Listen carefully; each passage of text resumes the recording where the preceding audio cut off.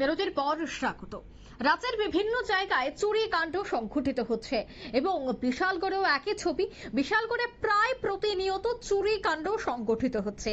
বেশ কিছুদিন আগে টিএসআর এর জওয়ানের বাড়িতে চুরি কাণ্ড এবং রেশ কাটতে না কাটতেই একই এলাকায় আরো এক গৃহস্থের বাড়িতে দুঃসাহসিক চুরি কাণ্ড সংঘটিত করেছে চোরের দল।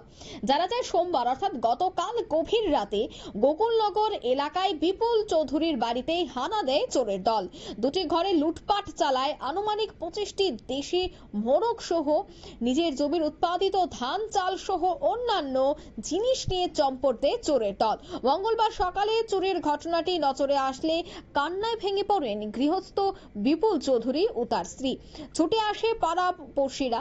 খবর দেওয়া হয় বিশালগড় থানার এবং থানার পুলিশ বাবুরা এসে একটি মামলা হাতে নিয়ে তদন্ত শুরু করেছে। বিপুল দাসের ভাই প্রাণেশ চৌধুরী জানাচ্ছে, এই চুরি কাণ্ডে এলাকার বেশ কিছু যুবকরাই জড়িত রয়েছে। পরপর চুরির ঘটনাকে কেন্দ্র করে গোটা গোকুলপুর এলাকা জুড়ে আতঙ্ক বিরাজ করছে। সে বিষয়ে কি বলছেন সংশ্লিষ্টরা শোনাচ্ছি।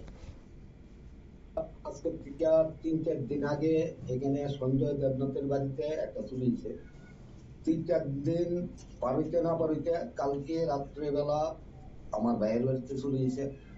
ভাইয়ের বাড়ির থেকে চাল মুড়ুক আরো অনেক কিছু ঘর থেকে চোরের দল হয়ে গেছে।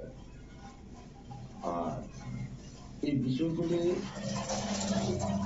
আমার মনে হয় এলাকার কিছু দুষ্ট চক্র এগুলোকে জড়িত আছে।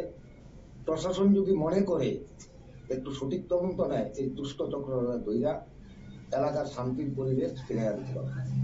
কোন জায়গায় আছে ঘটনাটা? এটা হলো গোকুলনগর দীনদয়াল। আপনারা শুনলেন বক্তব্য। বিশালগড় থানাধীন গোকুলনগর এলাকায় ঘটে ঘটনা। তবে সেই জায়গায় প্রশ্ন হচ্ছে যে একই জায়গায় বেশ কয়েকদিনের মধ্যেই এই চুরি কাণ্ড সংঘটিত। আর তবে কোথায় রয়েছে পুলিশ, কোথায় রয়েছে বিশালগড় থানার নিরাপত্তা? বিশালগড় থানার আশপাশ এলাকায় চুরি কাণ্ড সংঘটিত হচ্ছে, তবে কোথায় রয়েছে পেট্রোলিং ব্যবস্থা?